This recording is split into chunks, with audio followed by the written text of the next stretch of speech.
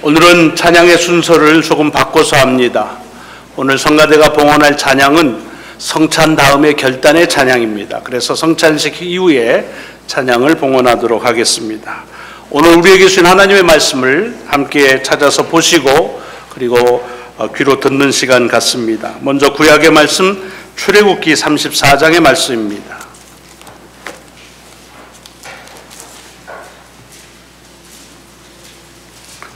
출애굽기 34장 29절로 35절의 말씀, 구약성경 136페이지에 기록되어져 있습니다. 말씀을 봉독하겠습니다. 모세가 그 증거의 두 판을 모세의 손에 들고 시내산에서 내려오니 그 산에서 내려올 때에 모세는 자기가 여호와와 말씀하였으므로 말미암아 얼굴 피부에 광채가 나나 깨닫지 못하였더라. 아론과 온 이스라엘 자손이 모세를 볼 때에 모세의 얼굴 피부에 광채가 남을 보고 그에게 가까이 하기를 두려워하더니 모세가 그들을 부르매 아론과 회중의 모든 어른이 모세에게로 오고 모세가 그들과 말하니 그 후에야 온 이스라엘 자손이 가까이 오는지라. 모세가 여호와께서 시내산에서 자기에게 이르신 말씀을 다 그들에게 명령하고 모세가 그들에게 말하기를 마치고 수건으로 자기의 얼굴을 가렸더라. 그러나 모세가 여호와 앞에 들어가서 함께 말할 때에는 나오기까지 수건을 벗고 있다가 나와서는 그 명령하신 일을 이스라엘 자손에게 전하며 이스라엘 자손이 모세의 얼굴의 광채를 보므로 모세가 여호와께 말하러 들어가기까지 다시 수건으로 자기 얼굴을 가렸더라. 아멘. 신약의 말씀은 고린도 후서 3장의 말씀입니다. 신약성경 289페이지 고린도 후서 3장 12절로 18절의 말씀입니다.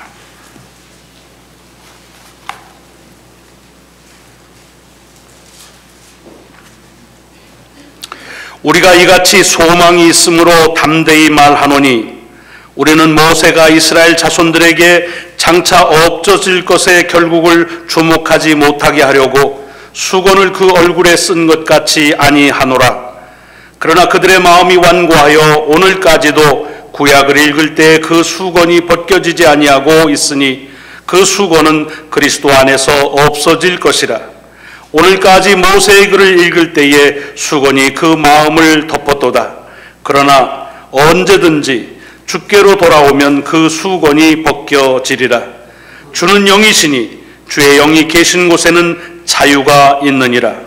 우리가 다 수건을 벗은 얼굴로 거울을 보는 것 같이 주의 영광을 보매 그와 같은 형상으로 변화하여 영광에서 영광에 이르니 곧 주의 영으로 말미암음이니라.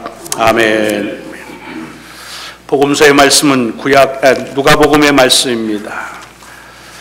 누가복음 9장 28절로 36절의 말씀,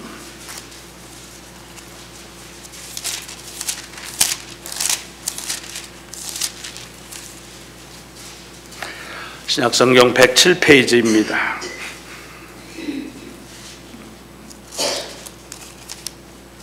말씀을 봉독하겠습니다. 이 말씀을 하신 후 8일쯤 되어 예수께서 베드로와 요한과 야고보를 데리고 기도하시러 산에 올라가사 기도하실 때에 용모가 변화되고 그 옷이 휘어져 광채가 나더라. 문득 두 사람이 예수와 함께 말하니 이는 모세와 엘리야라.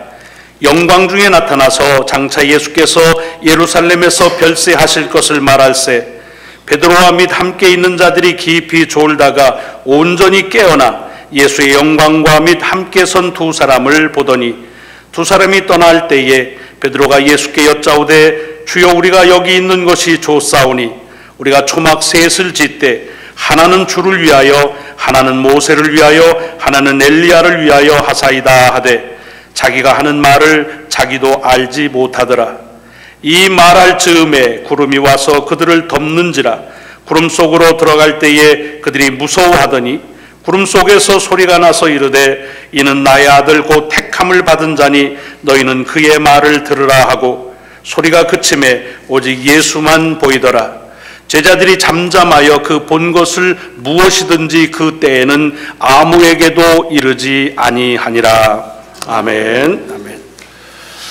오늘 우리에게 허락하신 출애굽의 말씀, 그리고 고린도 후서를 통한 바울의 말씀, 무엇보다 복음서의 예수 그리스도의 말씀이 한 주간 여러분의 삶을 인도하시는 능력이요 또 장악하시는 권위가 되실 줄로 믿습니다. 우리가 살아가면서 그 날이 어떤 의미가 있느냐 하는 건 어디에 사느냐, 또 어떤 기준을 가지고 사느냐 하는 것으로 사뭇 의미가 달라질 것입니다. 아마 오늘 우리가 한국에 그대로 있었다고 한다면 오늘은 명절 전날입니다. 서울교회는 아마 많은 교인들이 고향에 내려가서 출석하는 일이 좀 저조할 것이고, 또 고향에 있는 교회들은 오랜만에 찾아온 그런 고향 사람들 때문에 좀 북적거리는 그런 흥겨운 모습으로 예배를 드릴 것입니다. 지금은 뭐 인터넷으로 기차표나 고속버스 다 예매한다고 그러는데, 그래도 역에 가서 줄 서고 있는 그런 행렬들을 볼 수가 있습니다. 뭐 몇 년, 뭐 불과 20, 30년 전만 하더라도 이 기차표나 버스표 살라고 하면 전쟁이었습니다. 그나마 그걸 사면 좋고, 못 사면은 이제 암표라도 구해야 되는데 그것도 못 구하면, 저희 그 고향은 장항선은 이 경부선이나 호남선에 비해서 아주 푸대접을 받았습니다. 사람들이 좋다 보니까 뭐 이렇게 별로 그렇게 컴플레인을 안 해서 그런지 장항선은 기차도 영시원찮고 그렇습니다. 아직도 그렇습니다. 그냥. 그런데 그래서 뭐 갈 표가 없으면 기차 위에 올라가 가지고 목숨을 걸고 갑니다. 그러니까 이런 명절이 되면 목숨을 걸고라도 고향에 가는, 물론 가도 뭐 별로 하는 일도 없지만 하여튼 가는 것 자체가 귀한 의미를 갖고 있어서 아마도 우리도 그곳에 있었으면 그런 행렬 가운데 있었지 않을까 싶습니다. 얘가 미국입니다. 아마 오늘 미국에 있는 사람들은 오늘 어떤 날인지 다 알 겁니다. 슈퍼볼이 있는 날입니다. 덴버 브랑크하고 캐롤라이나 팬더스하고 한판 붙습니다. 이게 무슨 소리냐 하면은 그러면 이제 미국 살기가 좀 어렵습니다. 지난 30년 동안에 TV 시청률이 한 번도 이 슈퍼볼 중계가 1위를 놓친 적이 없습니다. 작년에 49%, 그러니까 텔레비 2대당 1대는 이걸 봤다는 얘기입니다. 뭐 다 본, 이게 얼마나 높은 거예요. 여러분, 그 드라마 같은 게 5%만 넘어가면은 굉장히 성공했다 그럽니다. 옛날 무슨 연구 나오는 거 이게 30%인데 난리가 났었습니다. 그러니까 지금 50%가 본다는 겁니다. 대단하죠. 보통 3분의 1 정도, 1억 한 1,000만 명 정도가 본다고 그럽니다. 전 세계적으로는 10억이 본다고 그럽니다. 광고비가 30초에 500만 불이랍니다. 뭐 하여튼 500만 불이 얼마나 큰지는 모르지만 하여튼 상당한 액수를 광고비에 지불합니다. 팔리는 버플로 윙, 치킨 윙이 13억 개가 팔린답니다. 이걸 보기 위해서 텔레비를 950만 대를 새로 산답니다. 950만 대가 있는 게 아니라 새로 사는 대수가 그렇답니다. 피자가 400만 판이 팔린답니다. 뭐 이런 얘기는 뭐 엄청나죠. 가서 구경하는데 평균값이 5,000불, 앞좌석은 25,000불. 크레이지죠, 크레이지. 그런데 거기에 목숨을 겁니다. 주변에 있는 집들은 하루 오늘 숙박 어제 하는데 3,000불씩 받았답니다. 내일 월차 내는 사람이 150만 명이랍니다. 아예 오늘 늦게까지 보고 그리고서 본다는 게. 이게 절기입니다. 절기. 만약에 브라질에 있었으면 이번 주는 완전히 카니발입니다. 뭐 대단하죠. 굉장합니다. 이 카니발이 왜 생긴 건 아시죠? 원래 애쉬 웬스데이 전에 튜스데이의 마지막 이제 금욕으로 또 자기 절제로 들어가기 전에 함껏 같이 음식을 나눠 먹는 데서부터 비롯됐는데, 이제는 애쉬 웬스데이고 뭐고 없습니다. 그냥 일주일 내내 그냥 먹고 놀고 난리가 납니다. 절기입니다. 이 절기라고 하는 건 우리의 인생에서 대단히 많은 그런 영향을 주는 것입니다. 그럼 교회력에서 오늘은 어떤 날인가? 주연절 마지막 주일입니다. 우리 개신교에 아주 나쁜 버릇이 있습니다. 무슨 이런 절기만 얘기하면 캐톨릭을 생각합니다. 여러분, 캐톨릭이 다 나쁜 게 아닙니다. 우리 절기가, 교회의 절기가 그렇게 교회 전통이 이어져 왔습니다. 별로 그렇게 신앙생활을 잘 못하면서도 절기를 지키는 일에 대해서 부정적이신 분이 있는데, 그런 일들은 사양하셔야 될 일일 것입니다. 예수가 그리스도임을 드러내는 절기, 그 마지막을 오늘 트랜스피규레이션, 주께서 변모하신 주일입니다. 네. 여기 우리 장로님 좀 저기를 해보세요. 네. 왜냐하면 다 쳐다보고 있는데 나만 열심히 해봐야. 자, 물 좀 드시고.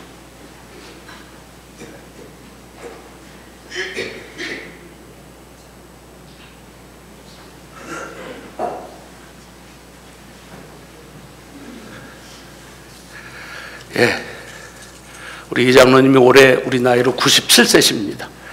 예, 예배를 매주마다 이렇게 드릴 수 있는 것만으로도 우리에겐 큰 은혜입니다. 우리 장로님 오래오래 예배 잘 드릴 수 있도록 여러분 기도 많이 해주시기 바랍니다. 자, 이런 주연절, 예수가 그리스도이심이 드러나는 절기에 주님께서 변형하신 것을 기억하는 일입니다. 오늘 본문이 그 내용입니다. 예수께서 제자들 3명을 데리고 따로 올라갔습니다. 어느 산인지에 대한 건 왈가왈부하니까 여러분 성경 보시면서 무슨 이런 설 저런 설 뭐 했다는데 나중에 알 수 없다, 그런 건 아예 보지를 마세요. 알 수 없는 걸 뭐 이렇게 신경을 씁니까? 그러니까 그런 건 이것만이 아니라 뭐 누가 어디서 썼느냐, 하나도 정확한 게 없습니다. 그러니까 그것 가지고 그건 그냥 밥 먹고 그거 하는 사람들한테 맡기고 우리는 거기에 그렇게 신경 쓸 필요는 없습니다. 어떤 산이든지 산에 올라갔습니다. 아마 누가가 그 산이 어떤 산인 게 중요했으면 산 이름을 했을 겁니다. 누가는 과학자이기 때문에 그런 걸 놓치지 않습니다. 그러니까 산에 올라가서 3명의 제자들과 같이 기도하는데 그때 주의 모습이 변형이 됩니다.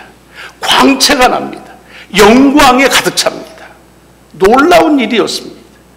옷이 막 희게 빛나는데 흰옷이라는 것이 아니라 옷이 하얗게 빛났다 그랬습니다. 그러는 가운데서 모세와 엘리야가 나타나서, 그게 모세인지 엘리야인지 또 어떻게 알았을까요? 궁금해하실 거 없습니다. 그렇게 알게 하신 거죠. 그래서 모세와 엘리야가 3사람이 얘기하는 가운데서 베드로가 이게 겟세마네에서만 좋은 게 아니더라고요. 여기서도 잤어요. 졸다가 번쩍 정신이 있어가지고, 그래가지고서 제자들은 주님하고 어디만 가면 졸았던 것 같아. 그래서 깨가지고서 보니까 이거 뭐 굉장하거든요. 그래서 어떻게 했습니까? 주님, 여기다가 초막 셋을 짓고 여기 머물렀으면 좋겠습니다 라고 말했는데, 그 말하는 사이에 구름이 쭉 내리더니 그들을 덮고 그 안에서 음성이 들리는 겁니다. 그는 내 아들이여 선택한 자라, 너희는 그 말을 들으라 라고 하는 이 얘기입니다. 동화 같은 얘기지요. 어떤 분들은 그래서 이런 얘기는 이게 뭐 실제로 그게 있었다는 게 아니고 이렇게 시작합니다. 여러분, 성경은 그렇게 보시면 안 돼요. 천지를 지으셨다고 하는 데서부터 우리의 성경은 시작합니다. 근데 하나님이 천지를 지으신 것에 대해서는 아무 의미는 없으면서 뭐 처녀가 애는 그건 공갈이야, 무슨 이런 뭐 변모했다, 이런 일이 없죠. 그런 신앙으로서의 바른 자세가 아닙니다. 성탄절이나 부활절에 대해서는 그렇게 난리를 치면서 주님 변모하신 것을 기억하고 그것을 지키자고 하면 그건 또 야단을 하는 그런 부류들도 있습니다. 잘못된 신앙입니다. 여러분, 오늘날 과학이 뭘 증명한다는데 사실은 상식적인 것은 다 증명 안 해도 될 일들은 증명이 돼요. 과학자들을 무시해서가 아니라 이 우주에 대한 것 다 가설입니다. 얼마 전까지는 뭐 젊은 지구론이 쫙 장악하다 요새는 빅뱅이 나옵니다. 그냥 가설이에요. 그럴 것이라 아무것도 확정된 것이 없습니다. 근데 그것 가지고서 우리들이 그것으로 인해 가지고서 뭘 확실하기 때문에 지구가 어떻게 되었는지를 그렇게 생각하지는 않습니다. 복음서를 보더라도 주님께서 행하신 것이 우리의 상식에 어울리기 때문에 믿는 것은 하나도 없습니다. 왜냐? 하나님께서 우리에게 주신 상식이라고 하는 건 뭐냐면 하나님이 주신 생명과 자연의 질서 가운데서 반복되어져서 그나마 우리가 조금 알고 있는 것입니다. 생각해 보십시오. 반복해서 루틴하게 일으키시는 이가 한번 흔드실 수 있지 않겠습니까? 그런 거야 뭐 쉽지요 뭐. 근데 이건 또 난리를 칩니다. 여러분, 변함없이 운행하는 질서 또한 하나님의 섭리요, 그 가운데서 한번 움직이게 하는 것 또한 하나님의 질서입니다. 생명의 질서 신비롭습니다. 여러분은 지금까지 살아오시면서 여러분의 삶이 여러분의 상식과 경험으로 인해서 다 딱 맞기 때문에 내 인생은 이렇다라고 정의할 수 있습니까? 그렇지 않습니다. 그래서 인생을 살면 살아갈수록 어르신들이 하는 말이 뭐예요? 삶은 뭐라고 정의할 수 없다는 것입니다. 앞을 예견하는 일처럼 바보스러운 일이 없다는 것입니다. 왜? 알 수가 없으니까. 그러면 모르기 때문에 무식하다? 아니지요. 그러니까 의뢰하게 되는 거지요. 그분의 섭리이다. 알 수 없어도 하나님의 섭리는 있다고 하는 말입니다. 이 말씀을 드리는 이유는 여기 주께서 산에 올라가 변형이 되시고 모세와 엘리야가 함께 얘기했다고 하는 그 말을, 그 말씀 자체로 믿으셔야 우리의 믿음 안에서 역사가 일어나는 것입니다. 아니 모세와 엘리야를 태어나게 하신 이가까지 그것을 다시 저를 주님과 만나게 하시는 일은 그건 피스 오브 케이크겠죠. 우리의 상식으로 믿음을 판단하지 마십시오. 믿음이 우리의 상식을 넘어서는 경우를 우리의 인생에서는 얼마든지 볼 수가 있습니다. 그러므로 오늘 본문을 볼 때마다 이것만이 아니지만 어떻게라고 하는 데 대해서는 답을 찾기가 어렵습니다. 다만 무엇 때문에, 왜 이 말씀이 우리에게 주어지는가 하는 것이 우리가 하나님의 말씀을 볼 때마다 드려야 될 질문입니다. 왜 이 말씀이 오늘 우리에게 이렇게 중요할까? 왜냐하면 복음서라고 하는 것은요, 여러분 누가는 아까도 했지만 과학자입니다. 그가 복음서를 처음 시작하면서 뭐냐면 자세히 살펴서 차례대로 그것을 다 기록해서 전하겠다 그랬습니다. 그러니까 무슨 얘기냐면 가능한 대로 자기가 살필 수 있을 만큼 정확하게 살피겠다고 하는 얘기입니다. 그 말은 예수께서 행하신 일들을 다 모아놓은 컬렉션이 아니라 주께서 이 땅에 오신 이유가 무엇인지 그 목적에 따라서 정확하게 가능한 대로 그 복음의 그 본질을 사람들에게 또 이 데오빌로 가카라는 한 사람에게 전하기 위해서 전했다는 얘기입니다. 오늘 본문에 보면은 그 말씀의 의도가 오늘 28절 첫 절에 나옵니다. 이 얘기가 오늘 본문에 이것만 딱 보면은 어느 날 갑자기 산에서 일어난 일 같지만 누가는 그렇게 우리에게 말하고 있지 않습니다. 이 말씀을 하신 후 8일쯤 되어라고 되어 있습니다. 다시 말하면 지금 오늘 일어난 이 변화산에서의 이 변형되는 이야기는 그냥 어느 날 일어난 해픈이 아니라 어떤 말씀을 주께서 하셨는데 그 말씀이 하신 다음에 8일쯤, 마태복음엔 6일쯤, 그러니까 어림잡아 한 일주일쯤 지나서 얼마 안 됐다는 얘기죠. 그래서 일어난 일이다, 연관성을 갖는 얘기입니다. 일주일 전에 무슨 얘기를 하셨습니까? 주께서 사람들에게 묻습니다. 사람들은 나를 누구라고 그러냐? 저는 그리스도십니다. 누가복음에는 하나님의 그리스도이십니다 라고 그렇게 얘기했답니다. 근데 다시 제자들에게 묻습니다. 너희는 나를 누구라고 하느냐라고 하는 말에 베드로가 그렇게 대답했다는 거 아닙니까? 그 말씀 다음에 뭐라고 합니까? 주께서 이제 장차 당하실 고난에 대한 얘기를 하십니다. 죽음에 대한 말씀을 하십니다. 그러면서 십자가에 대한 얘기, 이 길이 녹록지 않을 고난의 여정이라고 하는 것에 대한 말씀을 하시는 것입니다. 그러면서 뭐라 했냐면 그러나 너희들 가운데 어떤 이들은 죽기 전에 하나님의 나라의 영광스러움을 볼 수 있다라고 말씀하십니다. 그 말씀을 하신 후 일주일 후에 일어난 일이라는 얘기입니다. 그러니까 누가는 지금 이 본문의 말씀을 가지고 우리에게 무엇을 전하려고 하는 것입니까? 아주 명백합니다. 예수 그리스도를 따르는 일은 지금 일주일 전에 무슨 얘기를 들었냐면 이 길은 십자가의 길이다, 이것은 고난의 길이다, 이것은 죽음의 길이다 라고 해서 두렵고 떨리고 있을 그 험난을 예측하고 있는 제자들에게 그러나 그것은 우리들이 가야 될 마지막 파이널 데스티네이션이 아니라고 하는 것을 알려주는 것입니다. 결국 제자들이 가야 될 마지막 그 목적지는 뭐냐? 그것은 영광스러움이라는 얘기입니다. 오늘 본문에 나와 있는 이 주께서 영광스러운 것으로 광채가 빛나는 얘기는 요한계시록에 나오는, 아니 구약의 에스겔이나 이사야나 에레미야서에서 계속해서 반복해 나오는 주님 다시 오실 때의 그 모습입니다. 계시록에서는 이것은 오시는 주님의 모습만이 아니라 그 영광스러움에, 그런 광채 속에 우리도 들리움을 받을 것이라고 하는 얘기를 하고 있습니다. 뭘 말하고 있습니까?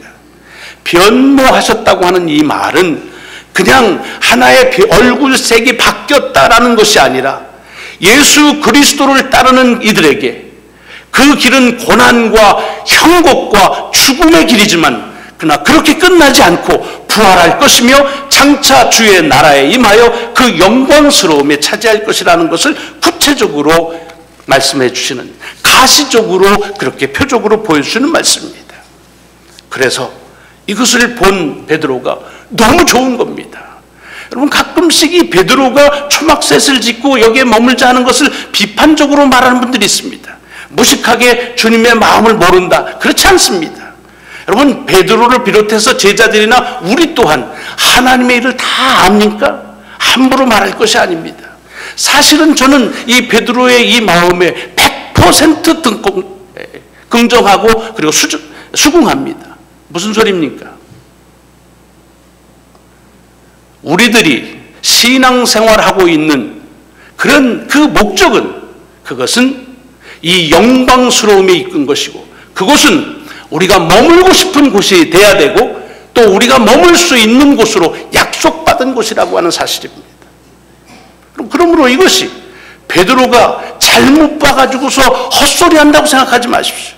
저가 무슨 말을 할지를 몰랐다고 하는 말은 헛소리했다는 말이 아닙니다.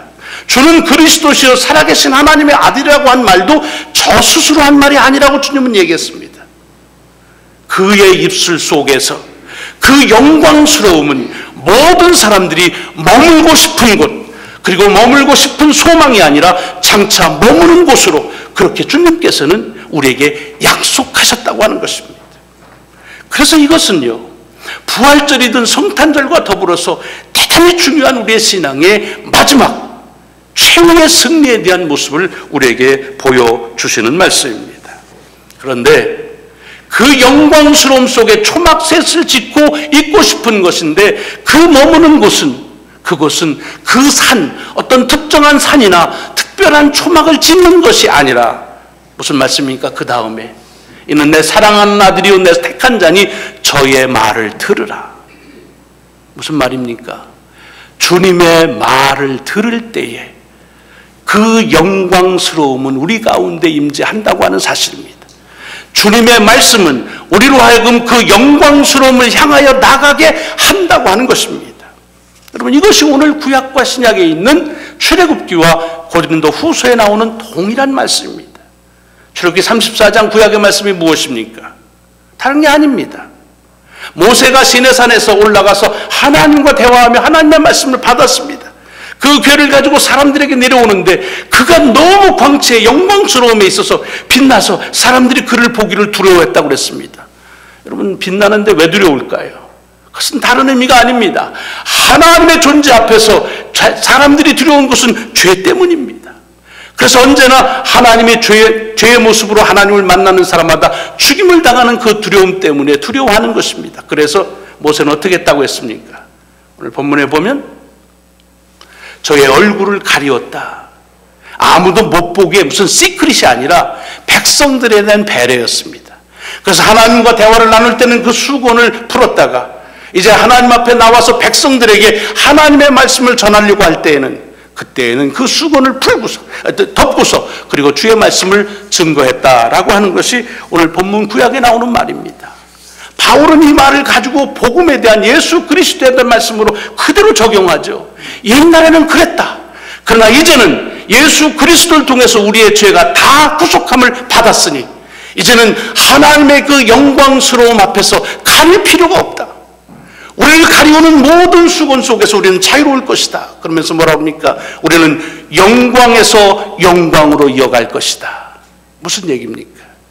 하나님 나라의 그 영광스러움은 우리가 장차 맞이해야 될 그 모습이기도 하지만 주의 말씀이 선포되어지는 그곳에서는 하나님의 영광을 그대로 그곳에서 경험할 수 있고 그 영광이 그 영광으로 이어지는 것이 그리스도인의 삶이라고 하는 말씀입니다. 오늘 본문 속에서 그러므로 우리에게 주는 말씀은 확연합니다.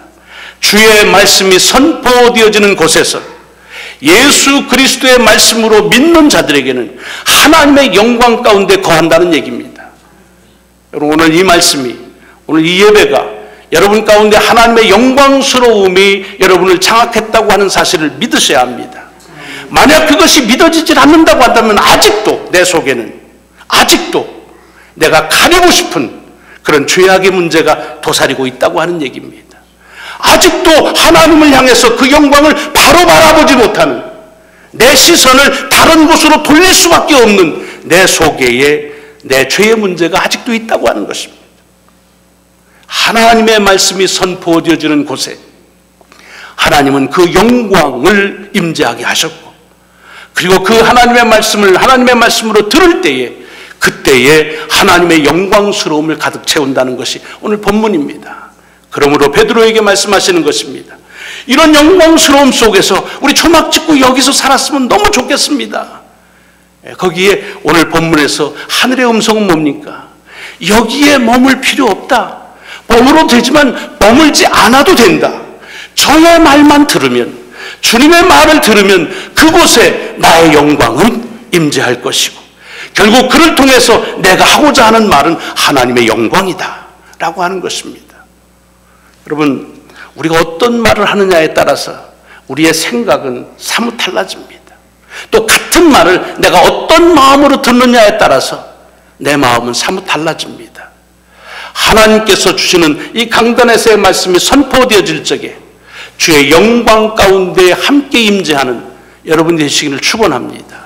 하나님께서 우리에게 주는 말씀의 마지막 끝이 그 영광스러움이라고 하는 사실에 믿어 의심이 없어서 다른 것들은, 하찮은 것들에 우리 얼굴을 붉힐 것도, 우리가 그것 가지고서 뭐 할 것 없이 하나님의 영광스러운 이 여정이, 그래서 바울이 얘기한 것처럼 지금의 영광스러움이 장차 임할 영광스러움으로 영광에서 영광으로 이어지는 귀한 믿음의 여정이 이어지시기를 주의 이름으로 축원합니다.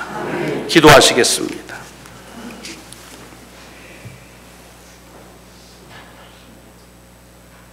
주님의 영광 앞에, 말씀 앞에 차마 얼굴을 들고 보지 못하는 죄의 두려운 문제들, 예수 그리스도를 통해서 이 죄가 해결되고 그리고 자유함을 얻었기에 우리는 그 영광스러움을 얻고, 그리고 또한 우리에게 임할 그 영광으로 향한다고 하는 바울의 고백이 오늘 이 주님 변형 주일에 주께서 우리에게 말씀하시는 귀한 권고요, 도전이요, 용기의 말씀으로 받기를 소망합니다.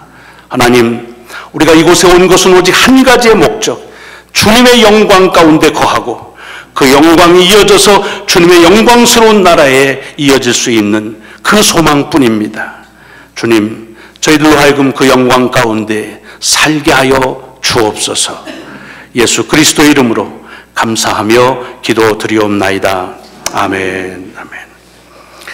자, 하나님 앞에서 말씀과 더불어서 우리에게 주신 성찬을 통해서 하나님의 은혜를 같이 나누는 시간 같습니다.